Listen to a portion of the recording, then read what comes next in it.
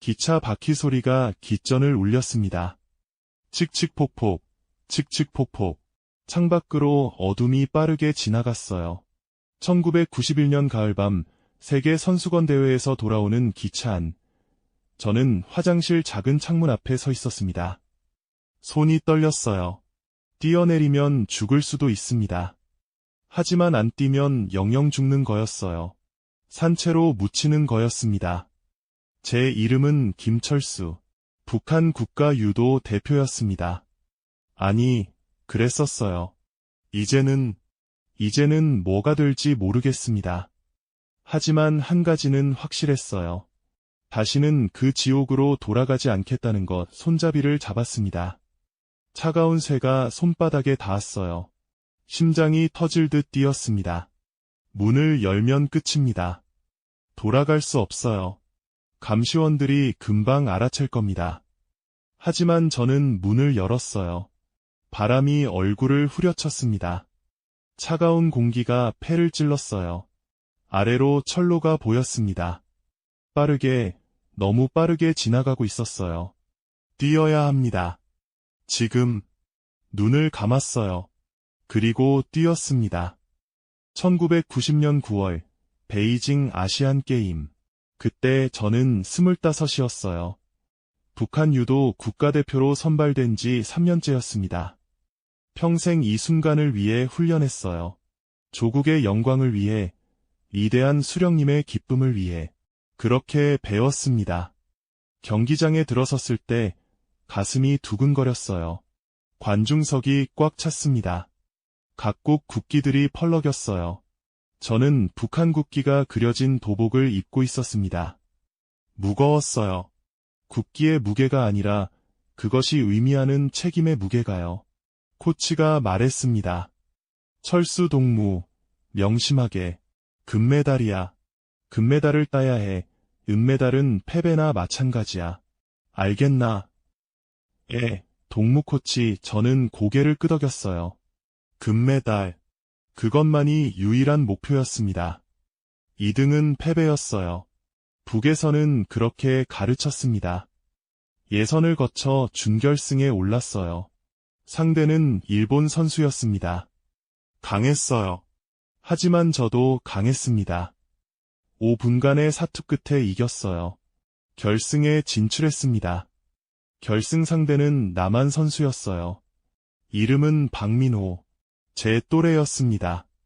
경기 전 서로 눈이 마주쳤어요. 그의 눈에서 묘한 감정을 봤습니다. 동질감. 아니, 그보다 더 복잡한 거였어요. 우리는 같은 민족이었지만 다른 나라 사람이었습니다. 경기가 시작됐어요. 박민호는 예상보다 훨씬 강했습니다. 공격이 날카로웠어요. 저도 지지 않으려 했지만 점점 밀렸습니다. 땀이 눈을 찔렀어요. 숨이 가빠졌습니다. 그리고 마지막 1분, 한순간의 실수였어요. 박민호의 업어치기에 당했습니다. 한판, 경기가 끝났어요.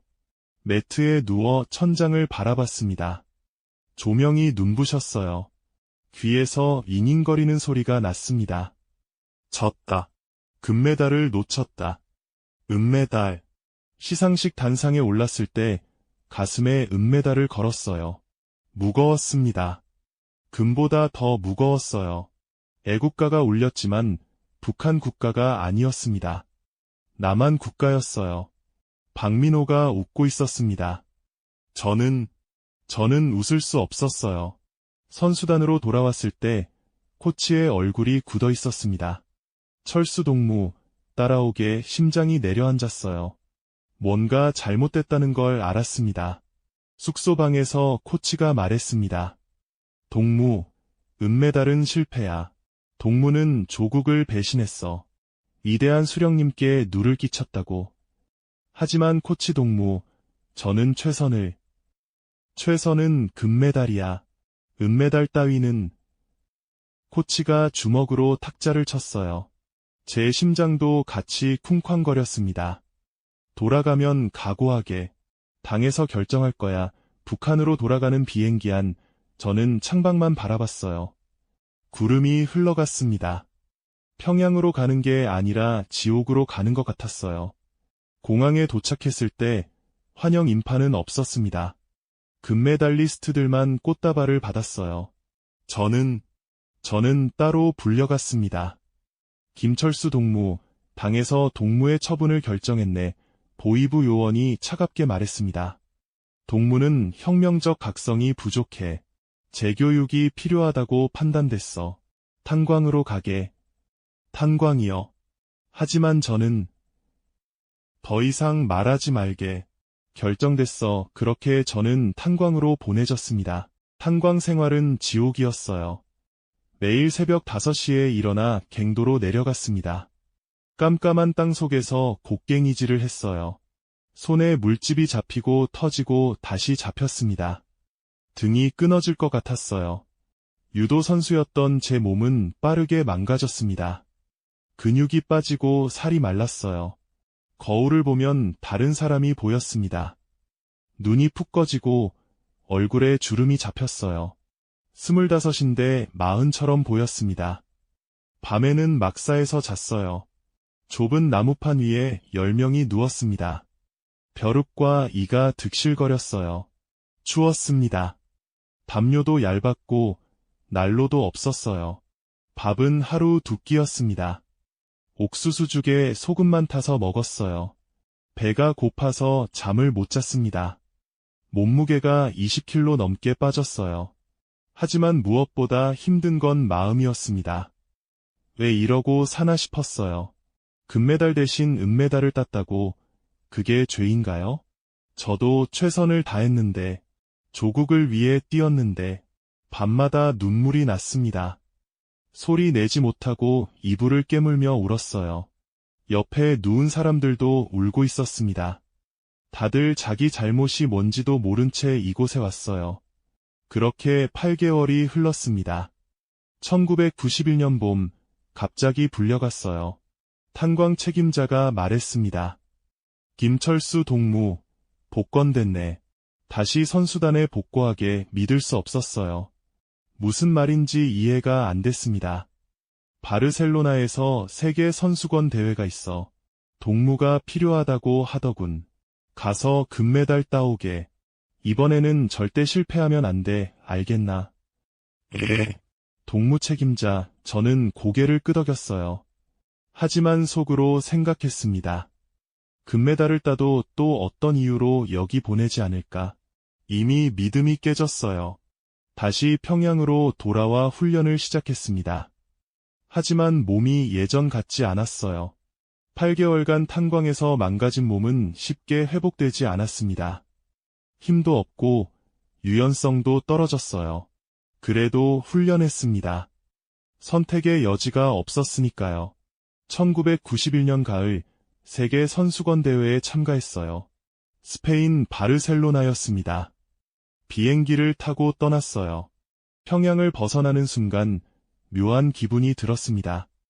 해방감. 아니, 그보다는 기회 같은 거였어요. 대회 기간 동안 감시가 심했습니다. 보위부 요원이 항상 붙어 다녔어요. 화장실 갈 때도 따라왔습니다. 도망칠 생각 말라는 무언의 압박이었어요. 하지만 저는 이미 결심했습니다. 탄광으로 다시 돌아갈 수는 없다고요. 차라리 죽는 게 나았어요. 경기 결과는 좋지 않았습니다.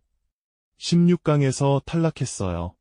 몸이 따라주지 않았습니다. 코치의 얼굴이 창백해졌어요. 철수 동무, 이건 큰일이야. 돌아가면. 코치는 말을 잊지 못했습니다. 돌아가면 뭐가 기다리는지 우리 모두 알고 있었어요. 탄광. 아니, 그보다 더한 곳일 겁니다. 대회가 끝나고 귀국길에 올랐습니다. 기차를 타고 북한으로 향했어요. 모스크바를 거쳐 시베리아를 지나 북한 국경으로. 마지막 기회였습니다. 기차 안에서 저는 계획을 세웠어요. 북한 국경을 넘기 전에 뛰어내려야 했습니다. 국경만 넘으면 끝이에요.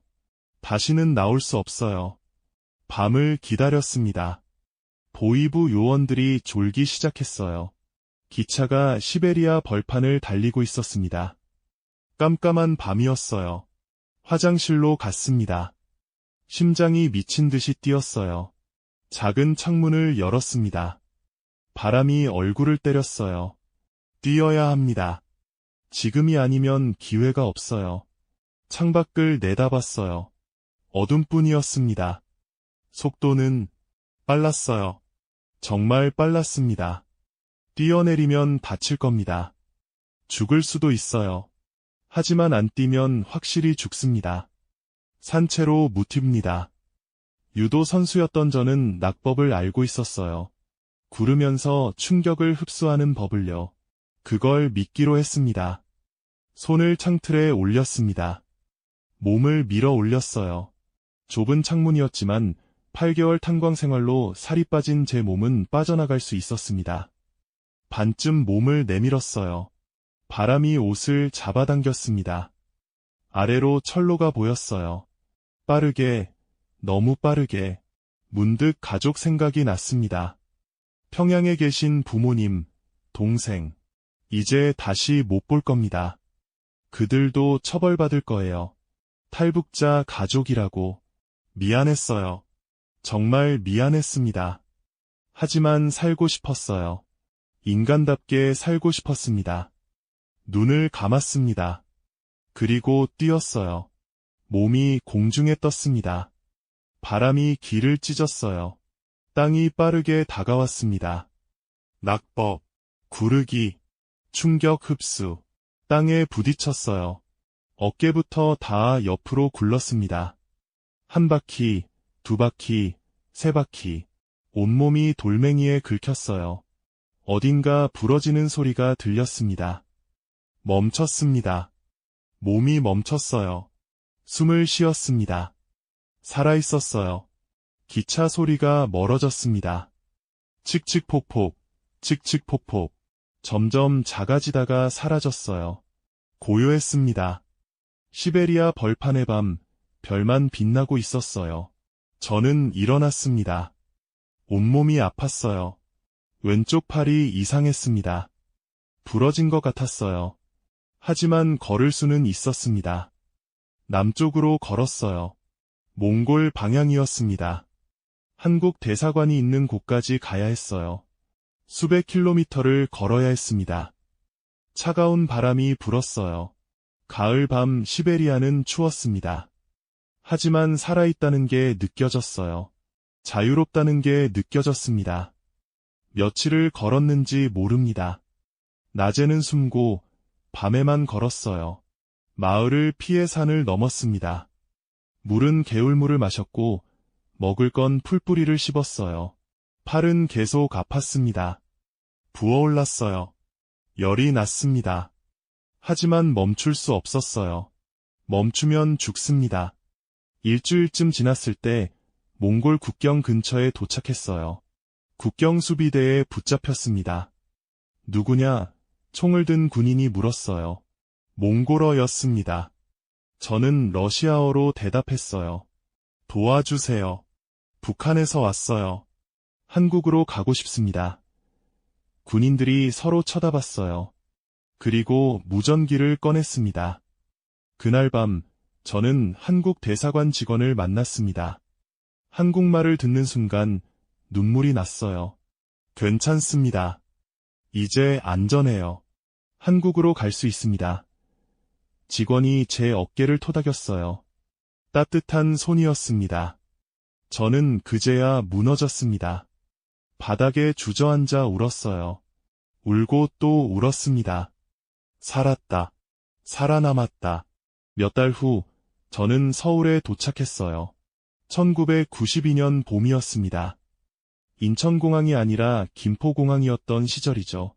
공항 문을 나섰을 때 햇살이 눈부셨어요. 자유의 햇살이었습니다. 새로운 삶이 시작됐습니다. 쉽지 않았어요. 탈북자로 사는 건 생각보다 어려웠습니다. 말투도 다르고 문화도 달랐어요. 처음에는 적응하기 힘들었습니다. 하지만 살아있었어요. 자유롭게 숨 쉴 수 있었습니다. 원하는 걸 먹을 수 있었고 가고 싶은 곳에 갈 수 있었어요. 그것만으로도 감사했습니다. 지금도 가끔 꿈을 꿉니다. 기차에서 뛰어내리는 꿈을요. 그때마다 식은땀을 흘리며 깨어나요. 하지만 옆을 보면 따뜻한 이불이 있고 안전한 방이 있습니다. 살아남았습니다. 그리고 살아가고 있어요. 북에 두고 온 가족 생각에 가슴이 아픕니다.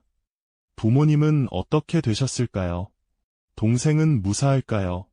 알 수 없어요. 연락할 방법이 없습니다. 하지만 언젠가는 다시 만날 수 있을 거라 믿어요. 통일이 되면, 국경이 열리면 그때 가족을 찾을 겁니다. 그때까지 저는 살아갈 거예요. 이 자유를 지키며 인간답게 살아갈 겁니다. 처음엔 입에서 자꾸 북한 말이 튀어나왔습니다. 철수 씨, 천천히 하세요. 시간이 걸리는 게 당연해요.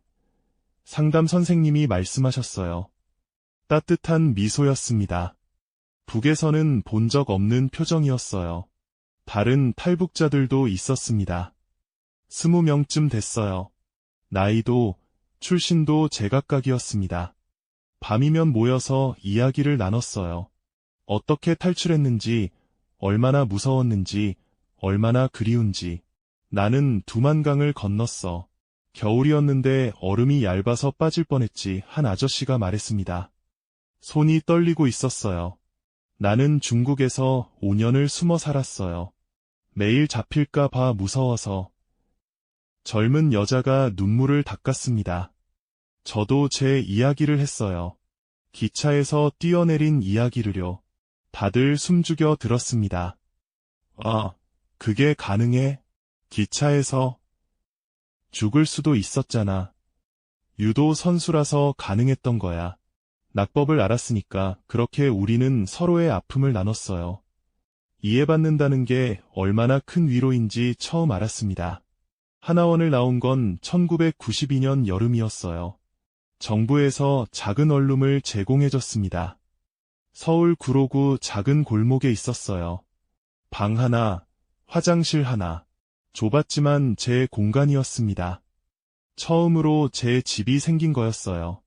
짐을 풀고 앉았습니다. 텅 빈 방이었어요. 가구라곤 낡은 침대와 작은 책상뿐이었습니다. 하지만 가슴이 벅찼어요. 여기서 새로 시작하는 겁니다. 일자리를 찾아야 했어요. 정부 지원금이 있었지만 얼마 안 됐습니다. 먹고 살려면 일해야 했어요. 처음엔 막노동을 했습니다. 건설 현장에서 자재를 나르고 시멘트를 섞었어요. 북에서도 했던 일이었습니다. 다른 점이 있다면 여기서는 월급을 제대로 받았다는 거예요. 첫 월급을 받던 날을 잊을 수 없어요. 봉투를 뜯어 돈을 세었습니다. 50만 원 많지 않았지만 제 손으로 번 돈이었어요. 깨끗한 돈이었습니다. 슈퍼에 가서 라면을 샀어요. 북에서는 구경도 못한 것들이 가득했습니다. 과자, 음료수, 빵, 고기. 어지러울 정도였어요. 너무 많아서요. 라면을 끓여 먹었습니다. 뜨거운 국물을 마시며 울었어요. 이렇게 배불리 먹을 수 있다는 게 믿기지 않았습니다. 하지만 적응은 쉽지 않았어요.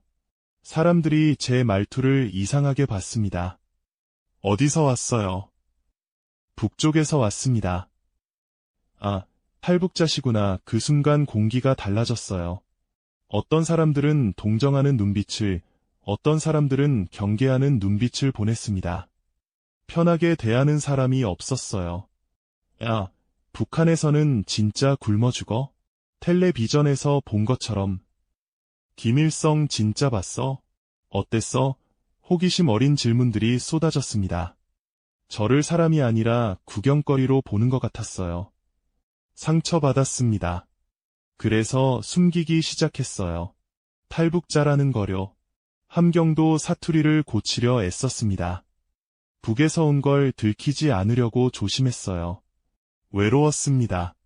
서울에는 사람이 1000만 명이 넘는데 저는 혼자였어요. 아는 사람이 없었습니다. 밤이 되면 원룸에 앉아 텔레비전만 봤어요.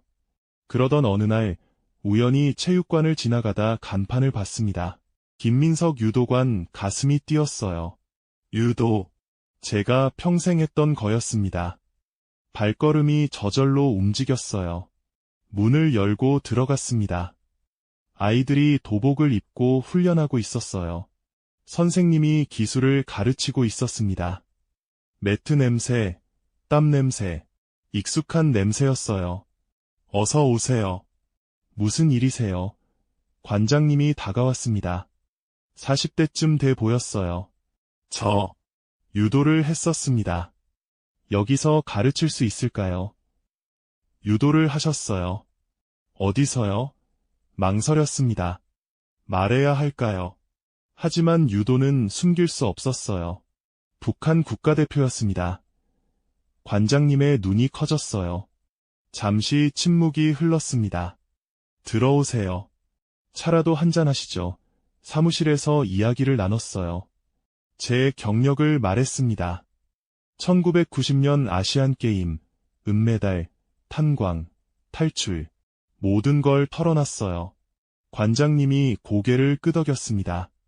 대단하시네요. 살아남으신 거 자체가 기적입니다. 동정이 아니었어요. 진심 어린 존경이었습니다. 처음으로 그런 눈빛을 받았어요. 여기서 일하고 싶으시면 환영합니다. 조수로 시작하시면 돼요. 정말입니까? 물론이죠. 같은 유도인인데요. 그날부터 저는 유도관에서 일했습니다. 아이들을 가르쳤어요. 낙법을 알려주고 매치기를 시범 보였습니다. 아이들이 좋아했어요. 아, 선생님 진짜 잘하신다. 북한 국가대표셨대. 멋있지? 아이들은 제가 어디서 왔는지 신경 쓰지 않았습니다. 그냥 유도 잘하는 선생님이면 됐어요. 그게 편했습니다. 매트 위에 서면 살아있다는 게 느껴졌어요. 몸이 기억하고 있었습니다. 10년 넘게 단련한 기술들이요. 탄광에서 망가진 몸이었지만 유도만큼은 할 수 있었어요. 관장님은 좋은 분이었습니다. 제 과거를 묻지 않았어요. 그냥 현재를 봐줬습니다. 월급도 제때 줬고 식사도 자주 사줬어요. 철수 씨, 힘들면 언제든지 말해요. 여기가 이제 당신 집이니까 그 말에 눈물이 날 뻔했습니다. 집, 오랜만에 듣는 단어였어요. 몇 달이 지나면서 조금씩 안정됐습니다. 유도관 일이 익숙해졌어요. 월급도 올랐습니다. 원룸에 가구를 하나둘 들여놨어요. 텔레비전, 냉장고, 작은 식탁, 집다운 집이 됐습니다. 친구도 생겼어요. 같은 유도관에서 일하는 최형. 30살이었습니다. 성격이 밝았어요. 철수 형, 오늘 퇴근하고 소주 한잔 어때요? 그러죠. 포장마차에서 소주를 마셨습니다. 처음엔 어색했어요. 북에서는 이렇게 자유롭게 술을 마실 수 없었거든요. 항상 감시받는 느낌이었습니다. 하지만 여기는 달랐어요. 아무도 신경 쓰지 않았습니다. 그냥 두 남자가 술 마시는 거였어요. 형, 북한 이야기 좀 해줘요. 궁금해요. 최영이 물었습니다. 하지만 그의 눈에는 호기심만이 아니라 진심 어린 관심이 있었어요. 저는 조금씩 이야기했습니다. 북의 생활, 훈련, 탄광. 최영은 조용히 들었어요. 중간에 끼어들지 않았습니다. 대단하세요. 형, 나 같으면 못 버텼을 거예요. 아니에요. 누구나 살려고 발버둥 칩니다. 그래도 형은 진짜 강한 사람이에요. 그날 밤 집에 돌아와 거울을 봤습니다. 예전보다 얼굴에 생기가 돌았어요. 살도 좀 붙었습니다. 사람답게 살고 있었어요. 세월이 흘러 1995년이 되었습니다. 유도관에서 3년을 일했어요. 이제 저도 어엿한 사범이 됐습니다. 제자들도 많았어요. 대회에 나가서 상을 타는 아이들도 생겼습니다. 보람 있었어요. 아이들이 성장하는 모습을 보면 뿌듯했습니다. 북에서는 느껴본 적 없는 감정이었어요. 거기서는 메달이 전부였거든요. 과정은 중요하지 않았습니다. 하지만 여기서는 달랐어요. 아이들이 웃으며 유도를 배우는 게 중요했습니다. 이기는 것보다 배우는 게 메달보다 성장이 중요했어요. 그해 가을, 유도관에 새로운 학부모가 찾아왔습니다. 여자였어요. 30대 중반쯤 보였습니다. 아들 손을 잡고 왔어요. 안녕하세요. 아들이 유도를 배우고 싶다는데요. 네, 환영합니다. 아드님 몇 살이죠? 8살이에요. 이름은 준호고요. 준호는 수줍은 아이였습니다. 엄마 뒤에 숨어 있었어요. 준호야, 인사해봐. 여기 선생님이야. 안녕하세요. 작은 목소리였어요. 저는 무릎을 꿇고 아이와 눈높이를 맞췄습니다. 준호야, 유도 재밌어. 선생님이 잘 가르쳐줄게. 준호가 고개를 끄덕였어요. 그날부터 준호는 제 제자가 됐습니다. 준호 어머니, 이름은 박수연이었어요. 과부였습니다. 남편을 교통사고로 잃었다고 했어요. 혼자 아들을 키우고 있었습니다. 선생님, 준호가 요즘 학교에서 왕따를 당해요. 그래서 유도를 배우면 자신감이 생길까 싶어서요. 수연 씨가 조용히 말했습니다. 눈에 걱정이 가득했어요. 걱정 마세요. 제가 잘 돌봐드릴게요. 북에 두고 온 가족들, 매일 밤 생각해요. 잘 있을까? 무사할까? 연락할 방법이 없어요. 수연 씨가 제 손을 잡았습니다. 따뜻했어요. 여기 있잖아요. 이제 여기가 선생님 집이에요. 눈물이 났습니다. 참으려 했지만 참을 수 없었어요. 수연 씨가 티슈를 건넸습니다. 세월이 더 흘렀습니다. 수연 씨와 저는 가까워졌어요. 친구 이상의 감정이 생겼습니다. 하지만 쉽게 다가갈 수 없었어요. 제가 탈북자라는 게, 과거가 있다는 게 부담이었습니다. 그러던 어느 날, 준호가 유도 대회에서 금메달을 땄어요. 처음 따는 메달이었습니다. 준호가 제 목을 껴안았어요. 선생님, 고맙습니다. 선생님 덕분이에요.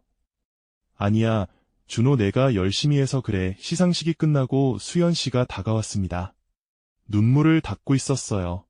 선생님, 정말 감사해요. 준호가 이렇게 밝아진 게 다 선생님 덕분이에요. 아닙니다. 준호가 원래 좋은 아이였어요. 선생님, 수연 씨가 제 손을 잡았습니다. 저, 선생님을 좋아해요. 심장이 멎는 줄 알았습니다. 뭐라고 대답해야 할지 몰랐어요. 저도 수연 씨를 좋아합니다. 그날 밤, 우리는 손을 잡고 한강변을 걸었어요. 별이 쏟아지는 밤이었습니다. 북에서 명수기와 걸었던 그 밤처럼요. 하지만 이번에는 끝이 보이지 않았습니다. 새로운 시작이었어요. 두 번째 인생의, 두 번째 사랑의 시작. 선생님 과거는 중요하지 않아요. 지금의 선생님이 중요해요. 수연 씨가 말했습니다. 저는 그제야 깨달았어요. 과거는 지나간 겁니다. 중요한 건 지금, 여기, 이 순간이라는 거요. 1997년, 우리는 결혼했습니다. 조촐한 결혼식이었어요. 하객도 많지 않았습니다. 유도관 사람들, 몇몇 친구들. 하지만 따뜻했어요. 준호가 제 손을 잡았습니다. 선생님, 이제 아빠라고 불러도 돼요. 눈물이 났어요. 고개를 끄덕였습니다. 그래, 준호야. 아빠가 될게 새로운 가족이 생겼습니다.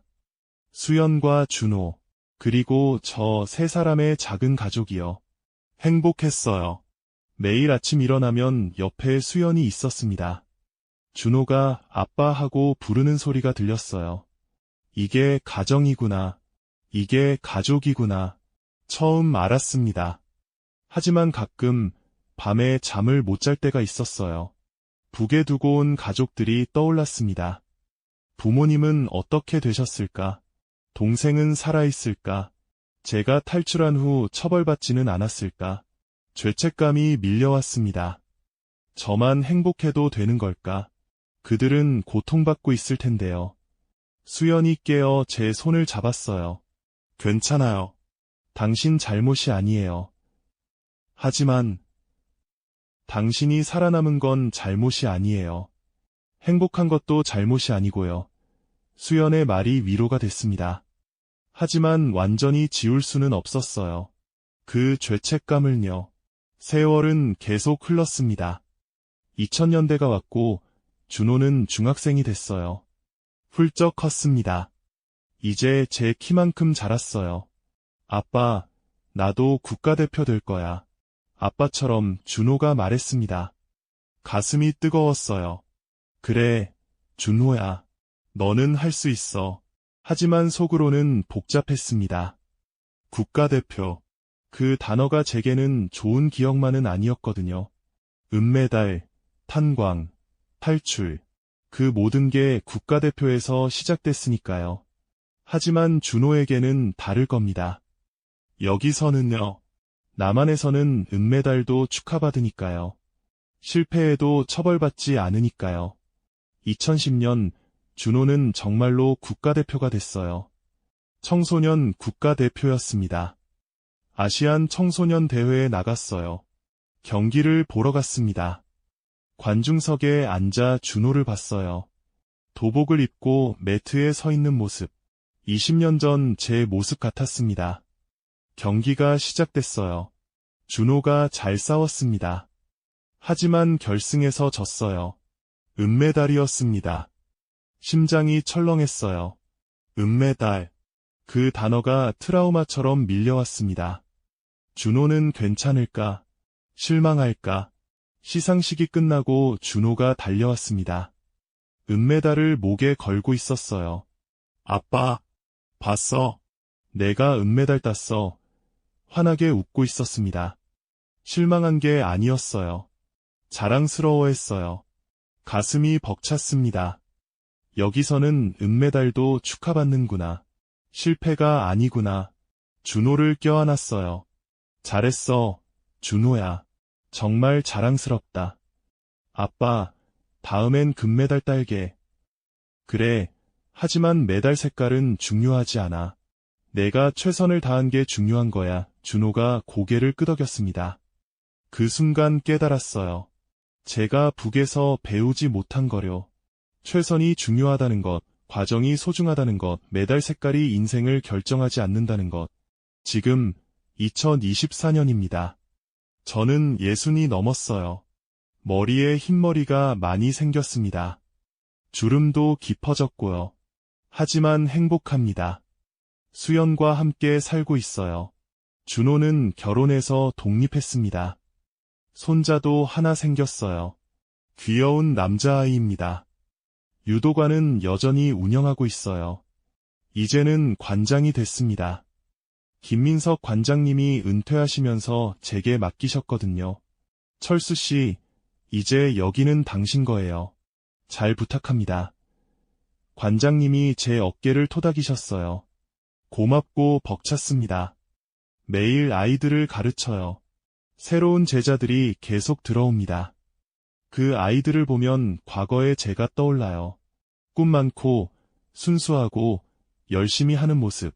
선생님, 국가대표 되고 싶어요. 그래, 될 수 있어. 하지만 기억해. 메달보다 중요한 게 있어. 최선을 다하는 거야. 가끔 북한 소식을 봅니다. 텔레비전에서, 신문에서요. 여전히 어렵다고 하더군요. 가슴이 아파요. 거기 있을 제 가족들 생각해요. 부모님은 아마 돌아가셨을 겁니다. 이제 90이 넘으셨을 테니까요. 동생은 살아있을까요? 알 수 없어요. 언젠가 통일이 되면 돌아가 보고 싶어요. 고향 땅을 밟고 가족의 흔적을 찾고 싶습니다. 미안하다고, 잊지 않았다고 말하고 싶어요. 하지만 그날이 올지는 모르겠습니다. 제가 살아있을 때 올까요? 오늘도 유도관에서 아이들을 가르쳤어요. 땀 흘리며 웃는 아이들을 보니 보람 있었습니다. 퇴근하고 집에 돌아왔습니다. 수연이 저녁을 차려놨어요. 오늘 하루 어땠어? 좋았어. 새로 들어온 아이가 재능이 있더라고. 그래. 잘 됐네. 저녁을 먹으며 이런저런 이야기를 나눴어요. 평범한 대화였습니다. 하지만 그게 행복이었어요. 식사 후 창밖을 봤습니다. 서울 밤하늘에 별은 잘 안 보였어요. 하지만 달은 떠 있었습니다. 북에서도 이 달을 보고 있을까요? 제 가족들도요. 보고 싶습니다. 하지만 저는 여기서 잘 살고 있어요. 걱정 마세요. 마음속으로 말했습니다. 하늘 너머 어딘가에 있을 그들에게요. 수연이 다가와 제 손을 잡았어요. 무슨 생각해? 아무것도 아니야. 그냥 감사한 마음. 나도 고마워. 당신을 만나서 우리는 손을 잡고 달을 바라봤습니다. 기차에서 뛰어내린 그날 밤, 저는 다시 태어났어요. 그리고 지금까지 잘 살아왔습니다. 앞으로도 계속 살아갈 겁니다. 수연과 함께, 준호와 손자와 함께, 제자들과 함께요. 과거는 지나갔습니다. 중요한 건 지금, 여기, 이 순간입니다. 자유로운 공기를 마시며, 사랑하는 사람들과 함께하며, 꿈꾸는 아이들을 가르치며 살아가는 이 순간 말이에요. 전화벨이 울렸습니다. 새벽 2시였어요.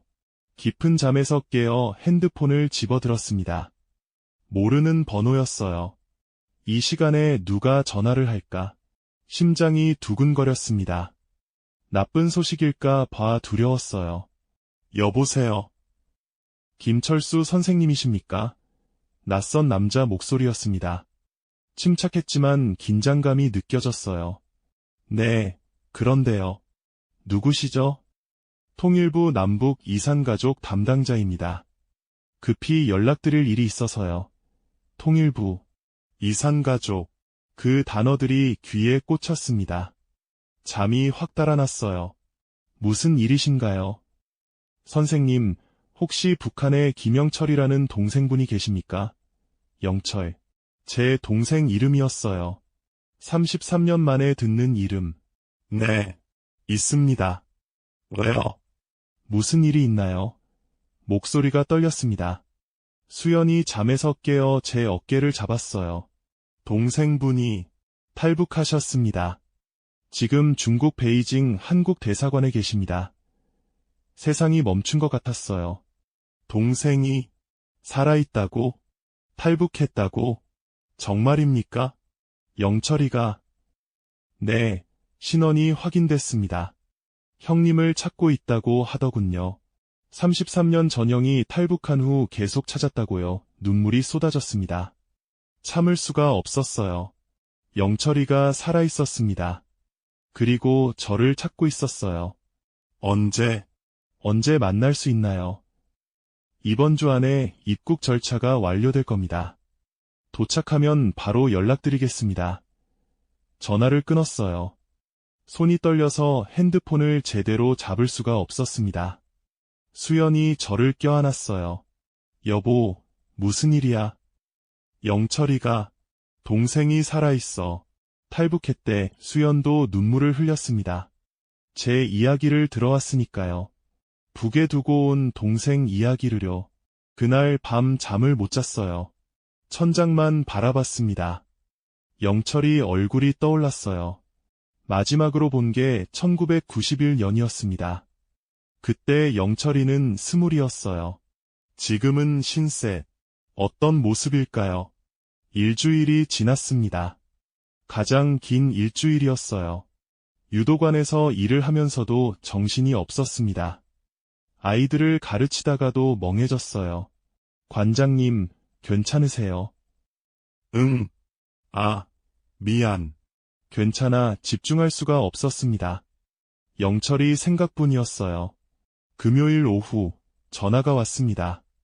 선생님, 동생분이 오늘 저녁 인천공항에 도착합니다.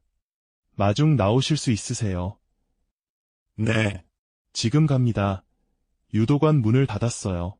수연과 함께 공항으로 달려갔습니다. 차 안에서 손을 꼭 잡았어요. 떨렸습니다. 여보, 진정해. 괜찮아. 고마워. 옆에 있어줘서 공항에 도착했어요. 도착장 앞에서 기다렸습니다. 사람들이 쏟아져 나왔어요. 한 명 한 명 얼굴을 봤습니다. 영철이가 어떤 모습일지 상상이 안 됐어요. 그리고 보였습니다. 야윈 얼굴, 허리가 굽은 모습. 하지만 그 눈빛은 알아봤어요. 제 동생이었습니다. 영철아, 소리쳤습니다. 영철이가 멈춰 섰어요. 저를 봤습니다. 눈이 커졌어요. 형님, 떨리는 목소리였습니다. 달려갔어요. 영철이를 껴안았습니다. 33년 만에 포옹이었어요. 영철아, 영철아. 말이 나오지 않았습니다. 울음만 나왔어요. 영철이도 울고 있었습니다. 형님, 형님. 같은 말만 반복했어요. 다른 말이 필요 없었습니다. 얼마나 그렇게 서 있었을까요? 주변 사람들이 쳐다봤어요. 하지만 신경 쓰지 않았습니다. 동생을 놓고 싶지 않았어요. 집으로 돌아왔습니다. 차 안에서 영철이는 말이 없었어요. 창밖만 바라봤습니다. 서울 거리의 불빛들, 높은 건물들, 많은 차들. 33년 전 제가 그랬던 것처럼 압도당한 표정이었어요. 집에 도착해서 따뜻한 국밥을 차려줬습니다. 영철이가 천천히 먹었어요. 수저를 쥔 손이 떨렸습니다. 천천히 먹어. 시간 많아. 영철이가 고개를 끄덕였어요. 밥 한 공기를 다 먹고 나서야 입을 열었습니다. 형님, 형님을 33년 동안 찾았어요. 목소리가 갈라졌습니다. 형님이 탈출하신 후에 온 가족이 조사받았어요. 보위부에서 메일 왔습니다. 형님이 어디로 갔는지, 언제부터 계획했는지, 누가 도왔는지. 가슴이 찢어지는 것 같았어요. 아버지는 1년 만에 돌아가셨어요. 조사받다가 쓰러지셨습니다. 어머니는 그로부터 3년 후에 눈물이 멈추지 않았습니다. 부모님, 쟤 때문에 돌아가셨습니다. 미안해, 영철아. 내가. 아닙니다, 형님. 형님 잘못이 아니에요. 영철이가 제 손을 잡았어요. 형님이 살아남으신 거예요. 그게 잘못이 아닙니다. 아버지도, 어머니도 그렇게 말씀하셨어요. 우리 철수는 잘한 거라고, 살아야 한다고. 더 이상 참을 수 없었어요. 소리내어 울었습니다. 수연이 제 등을 토닥였어요. 영철이가 계속 말했습니다. 저는 탄광으로 보내졌어요. 형님 가족이라고요.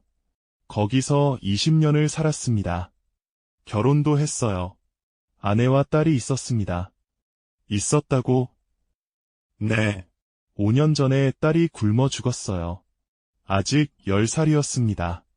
배급이 끊겨서 먹을 게 없었어요. 숨이 막혔습니다. 조카가 굶어 죽었다고요. 아내는 2년 전에 병으로 죽었습니다. 약이 없어서요. 그렇게 저 혼자 남았어요. 영철이의 목소리에 슬픔이 가득했습니다. 형님을 찾아야겠다고 생각했어요. 더 이상 잃을 게 없었으니까요. 그래서 탈출을 계획했습니다. 1년 동안요. 어떻게 두만강을 건넜어요. 겨울이었습니다. 얼음이 얇아서 몇 번이나 빠질 뻔했어요. 중국까지 가서 한국 대사관을 찾았습니다. 그리고 형님을 찾았다고 했어요. 영철이가 피곤한 얼굴로 웃었습니다. 형님, 찾았어요. 33년 만에. 저는 영철이를 다시 껴안았어요. 이번에는 놓지 않을 겁니다. 절대로요. 그날 밤, 영철이는 손님 방에서 잤어요. 하지만 자주 비명을 지르며 깼습니다. 악몽을 꾸는 것 같았어요. 저도 그랬었으니까 알았습니다. 트라우마였어요. 아침에 일어나 함께 아침을 먹었습니다. 영철이가 창밖을 봤어요. 형님, 여기 공기가 다르네요. 응. 자유로운 공기예요. 숨쉬기가 편합니다. 제가 33년 전에 느꼈던 거였어요. 똑같이요. 며칠 후 영철이를 하나원에 데려갔습니다. 적응 교육을 받아야 했어요. 3개월 과정이었습니다. 형님, 기다려주세요. 금방 돌아올게요. 걱정 마, 나도 거기 거쳤어. 괜찮아. 영철이가 들어갔어요. 제 뒷모습을 보며 생각했습니다. 이제 시작이구나. 영철이의 새로운 삶이. 3개월이 지났습니다. 영철이가 하나원을 나왔어요. 많이 달라져 있었습니다. 살이 좀 붙었고 표정이 밝아졌어요. 형님, 남한 말 많이 배웠어요. 이제 동무 안 써요. 웃으며 말했습니다. 저도 웃었어요. 우리 집에서 같이 살자. 방 하나 있어. 형님, 패 끼치는 거 아닐까요? 무슨 소리야. 가족인데. 영철이가 우리 집으로 들어왔습니다. 수연이 따뜻하게 맞아줬어요. 영철 씨, 이제부터 여기가 집이에요. 편하게 지내세요. 고맙습니다, 형수님. 준호도 삼촌을 반가워했습니다. 삼촌, 유도하셨어요. 아니, 나는 못했어. 형님이 다 하셨지. 그래도 가르쳐 줄게요. 삼촌, 같이 배워요. 준호가 영철이 손을 잡았어요. 영철이가 눈물을 글썽였습니다. 가족의 온기를 느끼는 것 같았어요. 영철이에게 일자리를 구해줬습니다. 유도관에서 관리 일을 맡겼어요. 청소하고 정리하고 간단한 행정 업무를 돕는 일이었습니다. 형님, 제가 할 수 있을까요? 천천히 배우면 돼, 걱정 마. 영철이는 열심히 일했어요. 새벽 일찍 와서 유도관을 깨끗이 닦았습니다. 아이들이 오면 환하게 웃으며 맞이했어요. 안녕, 애들아. 안녕하세요, 영철 선생님. 아이들이 좋아했습니다. 영철이의 웃는 얼굴을 보며 저도 행복했어요. 세월이 흘러 2년이 지났습니다. 영철이는 많이 적응했어요. 남한 사투리도 거의 사라졌고 스마트폰도 능숙하게 썼습니다. 친구도 생겼어요. 같은 탈북자 모임에서 만난 사람들이었습니다. 어느 날 영철이가 조심스럽게 말했습니다. 형님, 저 누군가 만나고 있어요. 누구? 탈북자 모임에서 만난 여자분이에요. 이름은 최명희. 저보다 5살 어려요. 가슴이 뜨거워졌습니다. 영철이가 다시 사랑을 찾은 거예요. 좋은 일이구나. 만나보고 싶다. 정말요? 형수님도 괜찮으실까요? 물론이지. 가족인데. 다음 주 명희 씨를 만났습니다. 조용하고 따뜻한 사람이었어요. 영철이를 보는 눈빛이 고봤습니다. 영철 씨가 형님 이야기 많이 해요. 정말 존경한다고. 아닙니다. 제가 더 고마워요. 동생이 이렇게 잘 적응해줘서. 식사를 하며 이야기를 나눴어요. 명희 씨도 비슷한 시기에 탈북했다고 했습니다. 중국에서 10년을 숨어 살다가 한국에 왔대요. 가족은 모두 북에 두고 왔다고요. 우리 같은 사람들끼리는 서로 이해가 돼요. 말 안 해도 아는 거 있잖아요. 명희 씨가 조용히 말했습니다. 영철이가 그녀의 손을 잡았어요. 1년 후 둘은 결혼했습니다. 작은 결혼식이었어요. 탈북자 친구들, 유도관 사람들이 왔습니다. 행복한 자리였어요. 영철이가 턱시도를 입고 섰을 때 울컥했습니다. 33년 전 헤어질 때는 앙상하고 슬픈 얼굴이었는데 지금은 웃고 있었어요. 형님, 고맙습니다. 형님 덕분에 저도 새로운 삶을 살게 됐어요. 아니야, 영철아. 내가 포기하지 않았기 때문이야. 형제가 껴안았습니다. 이번에는 평화로운 포옹이었어요. 지금은 2025년입니다. 저는 61살이에요. 영철이는 55. 함께 유도관을 운영하고 있습니다.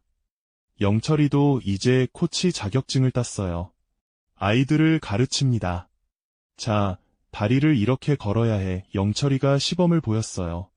서툴지만 아이들이 잘 따랐습니다. 명희 씨와의 사이에서 아이가 하나 태어났어요. 딸이었습니다. 이름은 지희.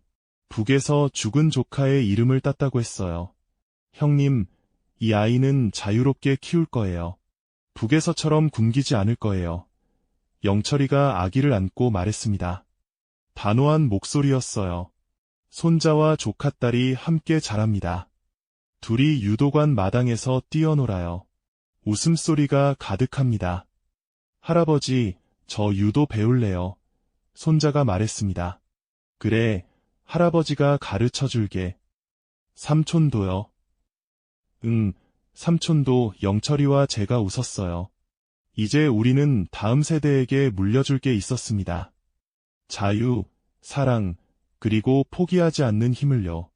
어느 일요일 오후, 온 가족이 모였습니다. 수연, 영철이, 명희, 준호, 며느리, 손자, 조카딸, 다 같이 식탁에 앉아 밥을 먹었어요. 건배, 잔을 부딪혔습니다. 웃음소리가 터졌어요. 창밖으로 햇살이 들어왔습니다. 따뜻한 오후였어요. 문득 생각했습니다. 북에 계신 부모님도 보고 계실까요? 우리가 이렇게 잘 살고 있는 거요. 아버지, 어머니, 저희 잘 살고 있어요. 걱정 마세요. 영철이도 찾았어요. 이제 더 이상 외롭지 않아요. 마음속으로 말했습니다. 기차에서 뛰어내린 그날 밤, 그날은 끝이 아니라 시작이었어요. 고통의 끝이자 희망의 시작. 그리고 33년 후, 영철이도 그 희망을 찾았습니다. 이제 우리는 함께입니다. 과거의 아픔을 딛고, 현재를 살고, 미래를 꿈꿉니다. 매일 아침 유도관 문을 열 때 생각해요. 오늘도 누군가의 희망이 되어주자고. 아이들에게, 제자들에게, 같은 아픔을 가진 사람들에게요. 은메달이 죄가 되던 나라, 최선이 배신이 되던 곳, 그곳에서 벗어나 여기까지 왔습니다. 이제는 은메달도 축하받고, 실패도 배움이 되고, 최선이 존중받는 곳에서 삽니다. 영철이와 함께, 가족과 함께, 자유와 함께요. 해질 무렵, 유도관 마당에 섰습니다. 노을이 아름다웠어요. 영철이가 옆에 왔습니다. 형님, 행복해요? 응, 행복해. 저도요. 형제가 나란히 노을을 바라봤습니다. 살아남았습니다. 그리고 살아가고 있어요. 함께요. 영상이 마음에 드셨다면 구독과 좋아요 부탁드립니다. 여러분의 응원이 제게 큰 힘이 됩니다. 다음 영상에서는 더 좋은 모습으로 찾아뵙겠습니다. 감사합니다.